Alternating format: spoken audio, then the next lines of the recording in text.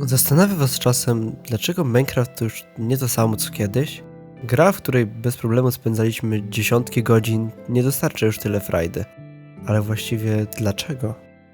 Zdecydowanie pierwszą rzeczą, jakiej pomyślimy, to stylistyka gry, a właściwie jej prostota. Wersje in-dev, alfa czy beta wyglądały zupełnie inaczej.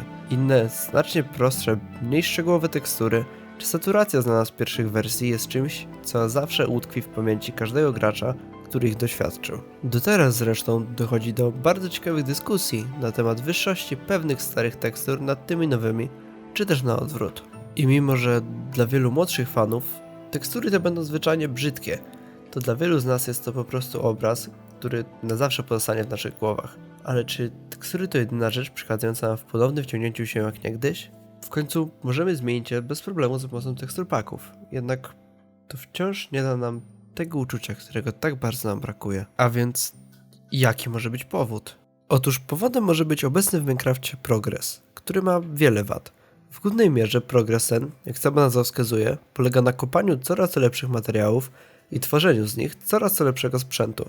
Proste, prawda? Problem polega jednak na tym, że oprócz smoka dodanego 13 lat temu oraz dodanego prawie 4 lata temu netherite'u, nie zyskaliśmy żadnych elementów zmieniających w jakikolwiek sposób ten progres. Jasne, można powiedzieć, że mamy Withera czy Guardiana, ale są to swego rodzaju aktywności poboczne, więc gdy zdobędziemy najlepszy set oraz pokonamy smoka, to co dalej? Nie pomaga nam również fakt, iż Minecraft staje się coraz łatwiejszy. Dostaliśmy lepszy handel z wieśniakami w aktualizacji Village and Pillage, czy większe jaskinie w Caves and Cliffs, dzięki którym znacznie łatwiejsze stało się znalezienie diamentów, które jeszcze do niedawna były najlepszym materiałem w grze. I mimo, że Mojang próbował to całkiem niedawno balansować, dodając możliwość zrobienia netherite'owych rzeczy dopiero po znalezieniu odpowiedniego ulepszenia, czy przypisując konkretne oferty wieśniakom z konkretnych biomów, to jest to jednak wydłużanie konkretnego etapu gry.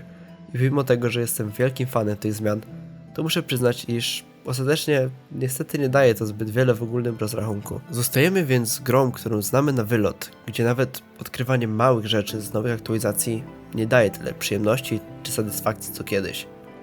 Lecz czy to brak większych zmian w progresie jest tym finalnym powodem braku tego starego zapału do gry? Otóż odpowiedź jest bardzo prosta. Nie tęsknimy za starym Minecraftem, lecz za tym, jak się wtedy czuliśmy. Za tym, jak czuliśmy się budując swoją pierwszą chatkę, zdobywając pierwsze diamenty, czy robiąc swój pierwszy system redstone'owy.